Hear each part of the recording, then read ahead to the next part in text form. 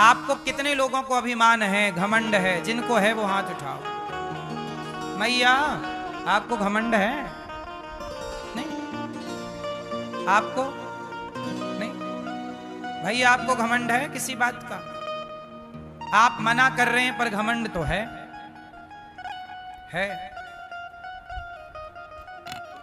चार पैसे आप कमा लो, आपके घर में गाड़ी आ जाए, घर भर बन जाए, फिर देखो आप ऐसे ऐसे चलते। हमारे पास ये है, वो है, ये है। हमारी मैयाओं के पास हार आ जाए, फिर देखो हार हार। सबको मेरे पास ये।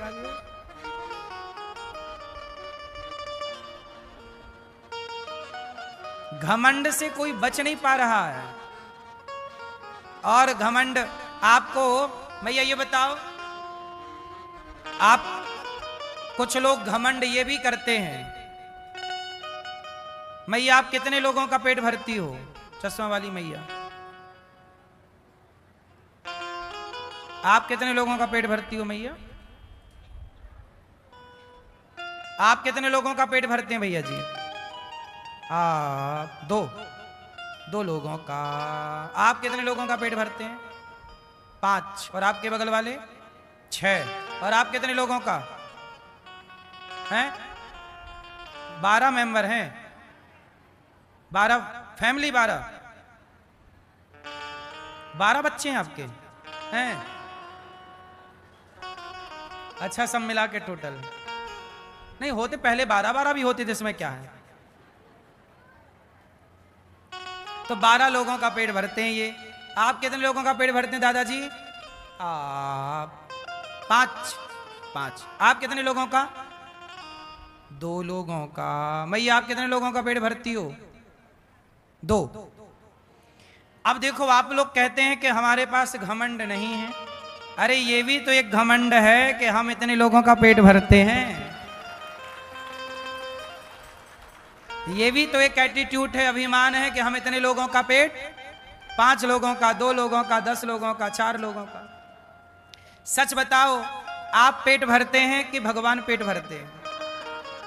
भर रहे हैं सबका पेट भगवान, पर हम लोग घुसे जा रहे हैं। नहीं हम कर रहे हैं, हम इसलिए आप अपने को दूर खड़ा क्यों नहीं कर लेते? हे प्रभु, सब आप कर रहे हैं, हम कुछ भी नहीं करते। यदि हम कुछ करते हैं तो ये भाव रखो कि हम नहीं कर रहे, भगवान हमसे ये काम करवा रहे हैं। हम क्यों ये अभिमान लेके घूमे कि हम कर रहे? हम नहीं थे तो भी कोई भूखा नहीं था, हम हैं तो भी कोई भूखा नहीं है, और हम नहीं रहेंगे तो भी कोई भूखा थोड़ी मर जाएगा। पालनहार भगवान ही हैं। हम कभी किसी के पालनहार, कोई कहे कि मैं पालनहार हूं, इससे बड़ा झूठ नहीं हो सकता।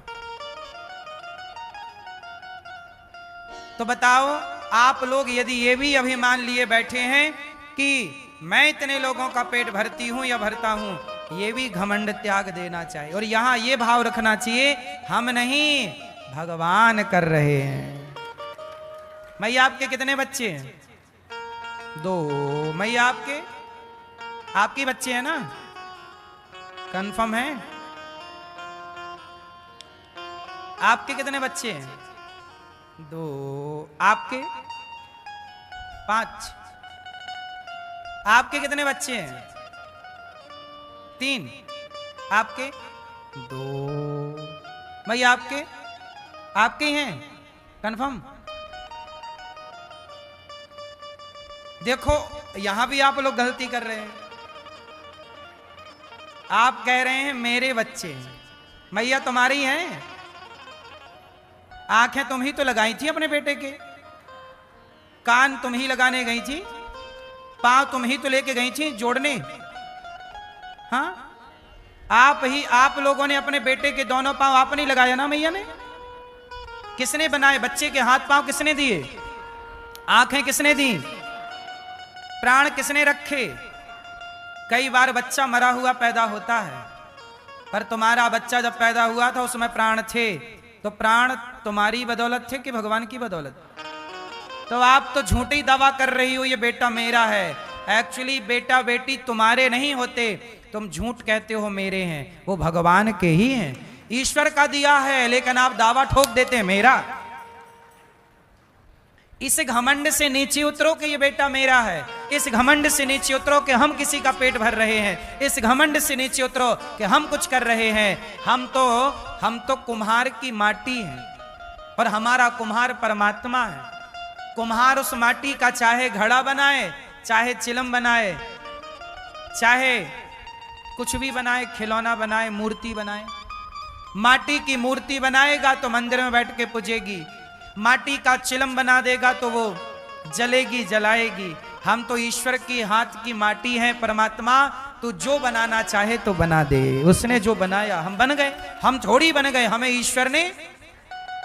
अब आप कहो कि ये बेटा मेरा है, नहीं, आपका बेटा छोड़ो, बेटी छोड़ो, ये मैया जरा कान पे हाथ रखियो, जरा अपने कान पकड़ियो, एक कान पकड़ो, एक बताओ ये कान आपका है?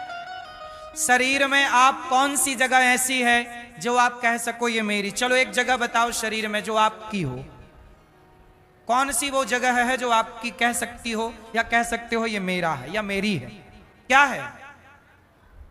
बोलो मेरी माँ।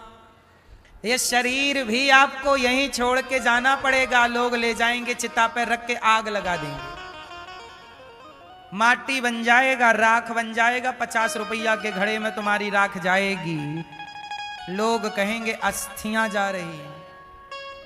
यही तुम्हारी और हमारी औकात है।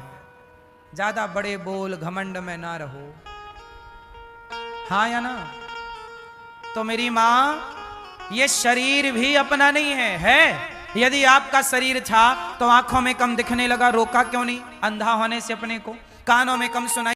आदमी घमंड जब आता है तो लोगों का अपमान करने लग जाता है, तिरस्कार करने लग जाता है, छोटा समझने लगता है कि तुम तो छोटे हो। मेरी माँ, भगवान कभी अभिमान को स्वीकार नहीं करते, इसलिए आप अभिमान से शून्य हो जाओ और जीरो कर दो अपने अभिमान को। और जब शून्य बन जाओगे, खाली हो जाओगे, तो भगवान आपकी कीमत बढ़ा देंगे। शून्य की कोई कीमत नहीं होती, पर जब शून्य के साथ गिनती खड़ी हो जाती है, अंक खड़ा हो जाता है 1, तो वही शून्य 10 हो जाता है। जब शून्य के आगे 1 संख्या खड़ी हो जाती है तो क्या बन जाता है? शून्य की कोई वैल्यू नहीं होती, पर संख्या से जुड़ते ही वो 10 गुना हो जाता है। ऐसे आपकी कोई कीमत नहीं, पर जब भगवान से जुड़ जाओगे तब आप 10 गुना, 100 गुना, 1000 गुना हो जाओगे। मीराबाई भगवान से जुड़ गई तो करोड़ों गुना हो गई। आज तक मीरा को लोग याद करते हैं। धन पाने वाले को भूल गए लोग, पर मीरा को भुला ना पाओगे। इसलिए मेरी मां, भगवान को पाना है, केंद्र में ईश्वर हो, अभिमान ना हो। जो मिल रहा है और झुक जाओ। आम का पेड़ फलों से भरता है तो झुकती उसकी डालियां, क्योंकि जो फलों से भरता है वही झुकता है, बबूल कभी नहीं झुकता, इसलिए कांटों से भरा है। जो फलदार हैं, जितना ईश्वर धन दें, जितना धन संपत्ति दें, उतने और सहज बनो, नम्र बनो।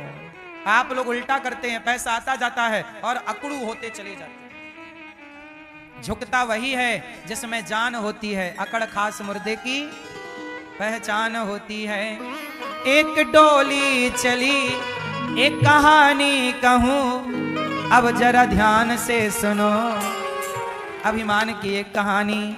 एक डोली चली, एक अर्थी चली, डोली अर्थी से कुछ यूं कहने लगी, रास्ता तूने मेरा क्यों ये खोटा किया, सामने से चली जा तू ओ दिल जली।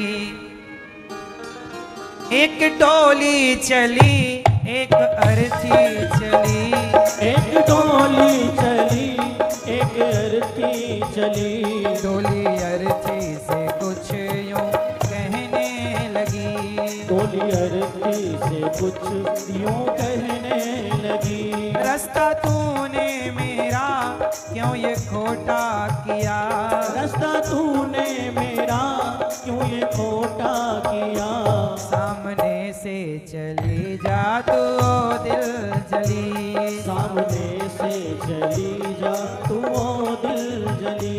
एक डोली चली एक अर्थी चली, दोनों की भेंट एक चौराहे में हो गई। तो डोली में बैठी महिला, डोली में बैठी स्त्री बोली अर्थी से, है अर्थी तू क्यों आ गई मेरे रास्ते? मैया यहाँ डोली अर्थी की बात चल रही है, तुम्हें नाचने की पड़ी है। डोली बोली अर्थी हट जा मेरे रास्ते से।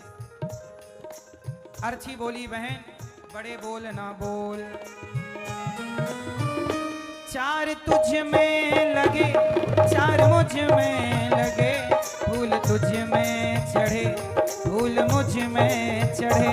चार तुझ में लगे चार मुझ में लगे, फूल तुझ में चढ़े फूल मुझ में चढ़े।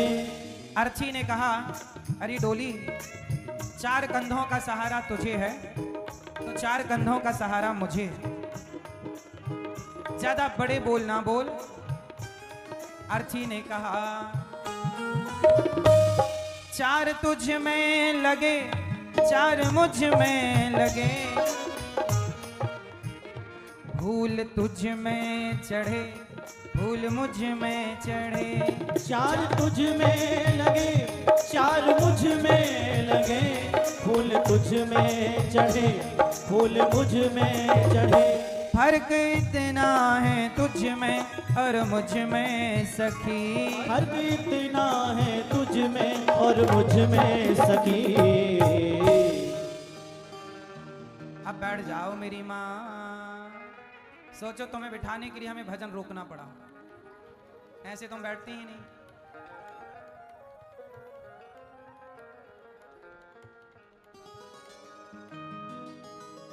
सुनो, डोली और अर्थी की भेंट हुई तो डोली ने कहा बहन हट जा। अर्थी ने कहा फर्क इतना है तुझ में और मुझ में सखी, तू विदा हो चली मैं अलविदा हो चली, तू विदा हो चली मैं अलविदा हो चली।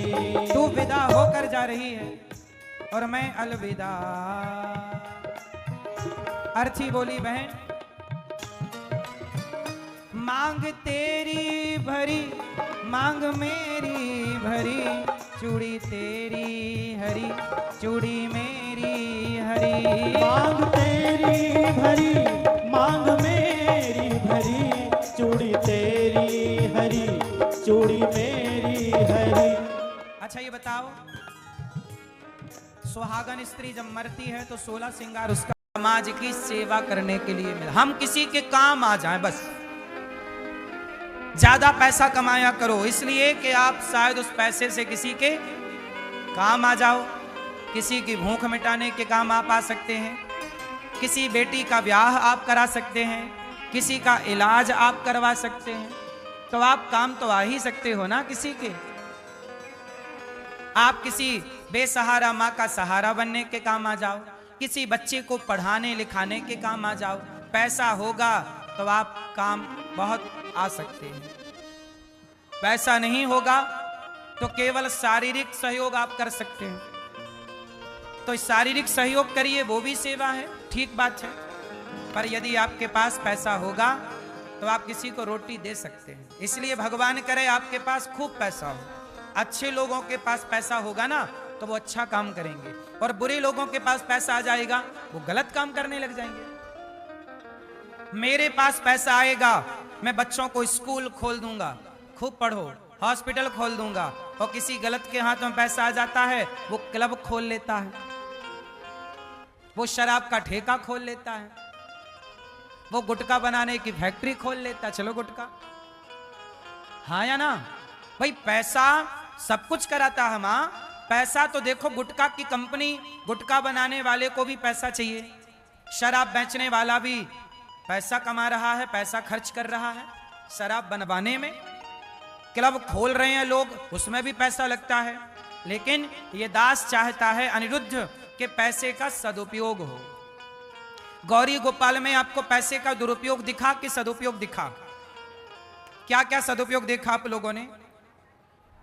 यहां संतों की सेवा होती है, भोजन मिलता है संतों को भरपेट। आप भी अपनी बेटी बेटे का जन्मदिन आए तो संतों की सेवा करवाइए और संतों को भरपेट भोजन बंटवाइए। आप भी आज की सेवा करो कि आज हम करेंगे। अभी संतों को आप भोजन देंगे तो संतों के भजन का पुण्य क्या आपको और आपके बच्चों को नहीं मिलेगा? इसलिए थोड़ा थोड़ा पुण्य इकट्ठा करते चलो।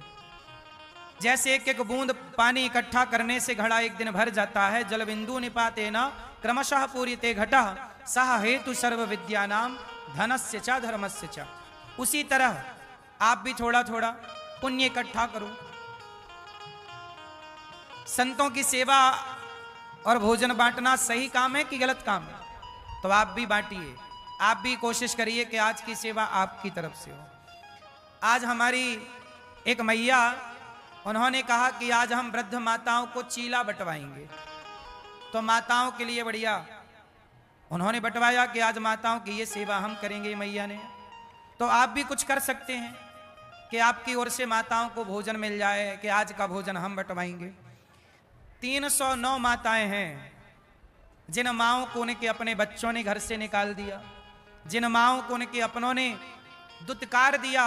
ऐसी माओं को यदि आपका सहारा मिल जाएगा तो इससे बड़ा कोई पुण्य है? और मैं आपसे रोटी ही तो मांग रहा हूं, दौलत नहीं। थोड़ा थोड़ा सहयोग, ये देखो माओं को आप थोड़ा थोड़ा देंगे। ये नाश्ते में आज चीला बांटा गया। भोजन तो रोज दाल चावल सब्जी रोटी का माओं को रहता। कभी आप चाहें तो माओं को खीर बंटवाएं, हलवा बंटवाएं, जो आपका मन है वो आप बोल। उनको जानते हैं। त्वमेव माता च पिता त्वमेव त्वमेव बंधुश्च सखा त्वमेव त्वमेव विद्या द्रविणं त्वमेव त्वमेव सर्वं मम देव देव। आप ही हमारे सर्वस्व हैं, और क्या चाहिए? तो भगवान बिना पांव के चलते हैं, ऐसे भगवान व्यापक। इसलिए भगवान किसे कहते हैं? व्यापक को, सर्वत्र प्रकृति को भगवान कहते हैं। अच्छा ये बताओ, भागवत जी में ना जन्माद्यस्य यतोन्वयादि तरतश्चार्थे स्वभिज्ञः स्वराट स्वानैव राजते इति स्वराट।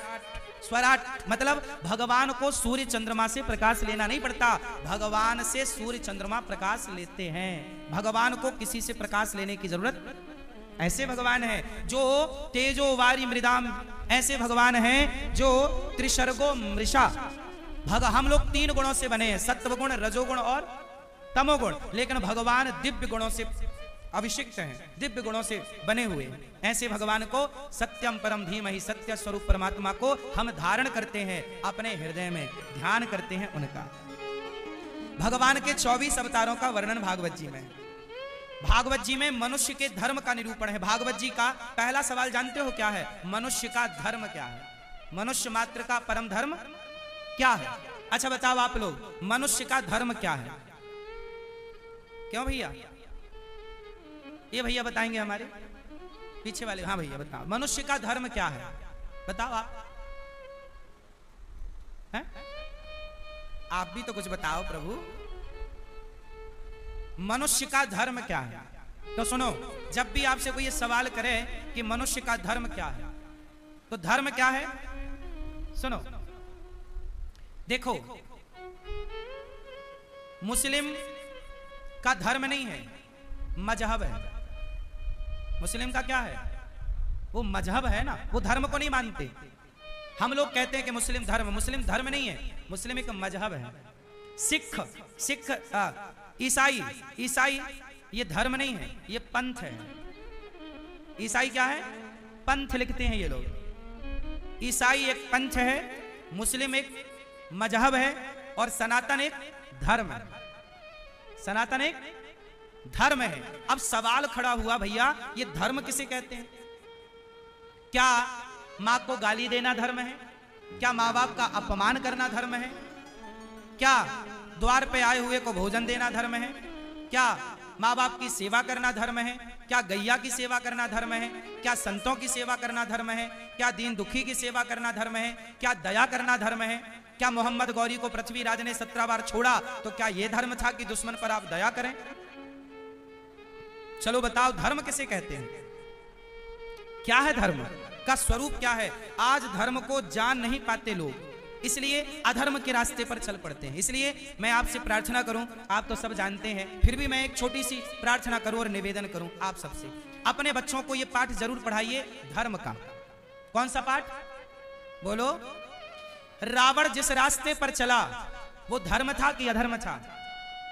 और राम जिस रास्ते पर चले वो धर्म था कि अधर्म था? बोलो। तो धर्म की सिंपल परिभाषा, मैं थोड़ी कठिन परिभाषा भी बताऊं, थोड़ा सरल भी बताऊं, जो आपकी समझ में आ जाए बस आ जाए। सुनो, धर्म की परिभाषाएं तो बहुत हैं, सबका अलग अलग धर्म होता है। सुनो, पत्नी का धर्म अलग है, पुत्र का धर्म अलग है, पिता का धर्म अलग है, गुरु का धर्म अलग है, शिष्य का धर्म अलग है, राजा का धर्म अलग है, प्रजा का धर्म अलग है। क्यों मैया, आपका धर्म क्या है? स्त्री का धर्म क्या है? आप बताओ मैया, स्त्री का धर्म क्या है मेरी माँ? है जोर से ये मैया बताओ, हमारी बताओ, स्त्री का धर्म क्या है? ये हरी मैया बताएंगी। हरी मैया बताओ मेरी माँ, स्त्री का धर्म क्या है? बोलो क्या? ये पीली मैया बताएंगी। बताओ मेरी माँ, स्त्री का धर्म क्या है? स्त्री का एक ही धर्म है। क्यों? शास्त्रों ने कितने धर्म बताए स्त्रियों के? एक ही धर्म, एक व्रत नेमा, काय वचन मम पति पद प्रेमा। पति की सेवा करना मन से, वाणी से, कर्म से, यही नारी का धर्म। बच्चों को संस्कार देना, बच्चों को पढ़ा लिखा कर योग्य बनाना, यही माता पिता का धर्म है। बोलो हाँ।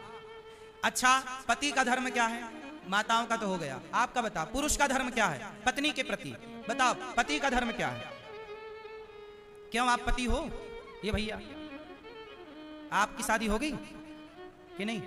तो बताओ पति का धर्म। पति बन गए मतलब आप पति बन गए कि नहीं? बन गए। तो बताओ पति का धर्म क्या है? पत्नी की सेवा। सही है? सही है, सही है। पति का धर्म क्या है? पति का धर्म क्या है? जो धर्म पत्नी का है, पति का धर्म यह है कि आप अपनी नारी का सदा आदर करें, सम्मान करें, कभी अपने पत्नी का अपमान ना होने दें, ना तो आप खुद आपको भगवान स्वीकार नहीं करेंगे। बोलो, क्या अजामिल जैसे पापी को स्वीकार नहीं किया? क्या कुब्जा जैसी कुरूपणी को स्वीकार नहीं किया? बोलो, क्या सुखिया नाम की माता जो फल बेचा करती थी, बिल्कुल गरीब थी, क्या उस निम्न जाति की सुखिया पर भगवान ने कृपा नहीं की? क्या शबरी को गले ना लगाया? क्या जटायु पक्षी होकर भी राम ने गले ना लगाया? अरे भैया, यदि भक्त का धर्म है परमात्मा को पुकारना, तो भगवान का भी धर्म है कि दौड़कर भक्त को गले लगाए। यदि तुम्हारी पत्नी तुम्हें परमेश्वर मानती है, तो परमेश्वर का धर्म है कि अपने भक्त को सदा अपने हृदय से लगाए, उसकी गलतियों को माफ करे और सदा उसका सम्मान करे। हमारे भगवान तो हाथी की भी पुकार सुनते, नहीं सुनते? हाथी, एक गजेंद्र नाम का एक हाथी, मगर ने पांव पकड़ लिया और जब भगवान को पुकारा तो भगवान ने उसकी पुकार सुनी। तो कहने का तात्पर्य केवल ये है कि भगवान बड़े दयालु हैं। तो सबका धर्म है, नारी का धर्म अलग, पुरुष का धर्म अलग। मैया बात समझ में आ रही है? सबका धर्म अलग अलग है। अच्छा, मूल धर्म क्या है? मूल धर्म है दया, धर्म का मूल है। सबसे बड़ा धर्म क्या है? दया। इसलिए सब पर दया करो। धर्म क्या है? धर्म न दूसर सत्य समाना, सत्य बोलना ही धर्म है। और परोपकाराय सताम विभूतया, परहित सरिस धर्म नहीं भाई, पर पीड़ा सम नहीं अधमाई। परोपकार करना ही सबसे बड़ा धर्म है। इसलिए ये दास अनिरुद्ध सबकी सेवा करने को ही धर्म मानता है। इसलिए हमारा संकल्प क्या? एक ही संकल्प, एक ही नारा, सेवा ही है धर्म हमारा। इसलिए गौरी गोपाल आश्रम आओगे तो वहां सेवाएं देखने को मिलेंगी, क्योंकि हमने केवल सेवा करना ही सीखा है, इससे ज्यादा हमें कुछ आता ही नहीं। सेवा ही धर्म है। पुत्र का धर्म है माँ बाप की सेवा, शिष्य का धर्म है गुरु की सेवा, भक्त का धर्म है भगवान की सेवा। हर जगह सेवा है। बोलो हाँ कि ना? हम भारतीयों का धर्म है भारत माँ की सेवा। कल को जरूरत पड़ी और युद्ध हुआ हमारा किसी देश से, जैसा कि अभी पाकिस्तान से चल ही रहा कुछ सिंदूर, ऑपरेशन सिंदूर, कल को जरूरत पड़ी हम सबको युद्ध करने की, तो बताओ अपने मातृभूमि के लिए हम युद्ध करने को तैयार हैं या नहीं? अरे हम लोग अपनी मातृभूमि के लिए हजारों देशद्रोहियों को मारने को भी तैयार हैं और देश के लिए मर मिटने को भी। फिर तो हम लोग सुनो, जब देश पर संकट आएगा, भारत माता पर कभी संकट ना आए, पर कभी राष्ट्र पर संकट आया तो उस समय हमारा एक ही धर्म होगा, केवल राष्ट्र की सेवा करना। क्यों बात सही है? उस समय तुम्हारा बाप रोकेगा, बेटा मत जा, राष्ट्र पर संकट आया है पर तू मत जा, तू मर जाएगा। उस समय बाप की बात नहीं मानने का, उस समय पिता की आज्ञा मानना पाप हो जाएगा। बोलो हाँ। और पिता की आज्ञा ना मानना ही पुण्य होगा। कई जगह ऐसा है कि कहीं आज्ञा मानना धर्म है तो कहीं आज्ञा ना मानना धर्म है। चलो उदाहरण से समझाता हूं आपको। चलो बताओ, जब दशरथ जी ने कैकेयी को 2 वरदान दिए, पहला वरदान दिया कि भरत को राज्य तिलक, क्यों जी मैया, पहला वरदान दिया भरत को राज्य तिलक, और दूसरा वरदान दिया कि राम को 14 वर्ष का। अच्छा, जब राम को पता चला कि 14 वर्ष का वनवास है तो राम ने पिता और माता की आज्ञा का पालन किया या नहीं किया? जोर से किया। राम ने माँ बाप की आज्ञा का पालन किया और चुपचाप वनवास चले गए। लेकिन भरत ने अपने माँ बाप की आज्ञा का पालन, बोलो, नहीं किया। बताओ भरत जी के लिए आज्ञा क्या थी? राम के लिए आज्ञा थी कि वनवास जाओ, और भरत जी के लिए आज्ञा थी कि अयोध्या का राजा बनो, राज्य तिलक होगा। ये आज्ञा माँ बाप की थी या नहीं? कैकेयी और दशरथ जी की, बोलो हाँ। तो बताओ, एक बेटे ने आज्ञा मानी और एक बेटे ने आज्ञा क्यों? जो आज्ञा मानने योग्य है वो आज्ञा मानना चाहिए, और जो आज्ञा मानने योग्य नहीं है वो आज्ञा नहीं माननी चाहिए, भले वो आज्ञा बाप की ही क्यों ना हो, क्योंकि यही धर्म है। अब सुनो, कई बार आप क्या कहते हो, बाप की आज्ञा मानना धर्म। ठीक है, बाप की आज्ञा मानना धर्म है, लेकिन भरत जी ने तो नहीं मानी, तो क्या भरत जी अधर्मी हैं? ना, कई जगह कई बार आज्ञा ना मानना ही धर्म है। बोलो हाँ या ना। अब वो सिचुएशन पर निर्भर करता है कि वो परिस्थितियां क्या थी। क्यों मैया? परिस्थितियां क्या थी, वो परिस्थितियों पर निर्भर करता है कि परिस्थितियां। अच्छा सुनो, भरत जी और राम जी को छोड़ो, ये बताओ लक्ष्मण जी ने ना बाप की बात मानी, पिता की। दशरथ जी बोले लक्ष्मण तुम मत जाओ, नहीं माने। कौशल्या जी ने मना किया, लक्ष्मण तुम क्यों जा रहे हो, मना कर दिया, नहीं मानी। और तो छोड़ो, लक्ष्मण जी तो ऐसे हैं राम तक की बात नहीं मानते। क्यों भैया बताओ, क्या लक्ष्मण जी ने राम की बात मानी? राम ने बोला कि वनवास मत जाओ, पिता का ख्याल रखो, भरत नहीं है। बोलो हाँ। क्या भैया लक्ष्मण ने राम की आज्ञा मानी? जोर से नहीं मानी। क्यों? भगवान की आज्ञा। चलो बाप की नहीं माना, अलग विषय। लक्ष्मण जी बोले प्रभु आपको छोड़ने की बात तो आप भी कहो तो मैं आपकी बात नहीं मानूंगा, मैं आपको आपके कहने से भी छोड़ नहीं सकता। भगवान के कहने से भी हम भगवान को ना छोड़ें, ये विशेष धर्म है। एक बार मेरे साथ दोहराओ ये लाइन, भगवान के कहने पर भी हम भगवान को ना। राधा रानी प्रकट होकर कहें कि भक्तों ब्रजवासियों हमें भूल जाओ, तो हे मां हम आपको आपकी ये बात बोलो नहीं मानेंगे। आपके कहने से भी हम आपकी ये बात नहीं मानेंगे। और यही काम किया लक्ष्मण जी ने। लक्ष्मण जी का धर्म क्या है? विशेष। तीसरा धर्म है विशेषतर। जिस धर्म का पालन श्री भरत जी ने किया। भरत जी का धर्म क्या है? भरत जी का धर्म है कि उन्होंने माँ बाप की आज्ञा का पालन तो नहीं किया, पर राम ने कहा कि भैया आप जाओ वापस। तो भरत जी राम की आज्ञा का उल्लंघन नहीं कर पाए। जहां भगवान को माना जाए और भगवान की बात भी मानी जाए, वो विशेषतर धर्म है जो भरत जी ने पालन किया। बोलो हाँ। अच्छा एक बात बताओ भरत जी की, कि भरत जी राजा बन जाते अयोध्या के, तो भरत जी को समाज अच्छा कहता कि बुरा कहता? बोलो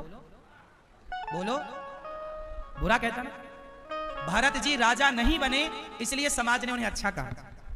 ये बात मैं नहीं कहता, भरत जी खुद कहते हैं। भरत जी को जब गुरु वशिष्ठ जी ने कहा कि भैया भरत चलो आपका राज्य तिलक करते हैं, क्योंकि आपके पिता की आज्ञा थी कि राम को 14 वर्ष का वनवास हो, तो वो चले गए, अब आपको राजा बनाया जाएगा। तो भरत जी बोले गुरु जी यदि मैं राजा बन गया तो पृथ्वी रसातल में चली जाएगी। वशिष्ठ जी बोले क्या बात करते हो भरत, आप जैसा धर्मात्मा भक्त राजा बनेगा तो पृथ्वी रसातल में क्यों जाएगी। तब भरत जी ने एक छोटी सी कहानी सुनाई, कहो तो मैं आपको सुनाऊं। सुनो। एक धोबी था, वो अपने गधे को लेके जंगल गया, तो वहां पर ना एक बहुत सुंदर चमकीला पत्थर मिल गया। धोबी को बड़ा अच्छा लगा, पत्थर लाया और उस पर रस्सी बांधा और गधे के गले में टांग दिया। अब धोबी साबुन लगाता गधे को और बाद में उसी पत्थर से घिसता गधे को। एक दिन वहां से जौहरी गुजरा, भैया एक दिन वहां से कौन गुजरा, जौहरी। तो जौहरी ने देखा कि गधे के गले में बढ़िया हीरा लटक रहा है, लेकिन ये हीरा है, ये जौहरी को तो पता चल गया कि हीरा है, पर धोबी को क्या पता कि ये उससे तो लगा पत्थर है चमकने वाला, अच्छा लगा तो गधे के गले में टांग दिया। जौहरी को लगा ये हीरा है, पर मैं कह दूंगा कि ये हीरा है तो अभी धोबी इसके भाव बढ़ा देगा। तो जौहरी ने बड़ी चतुराई से धोबी से बात की, ए भैया धोबी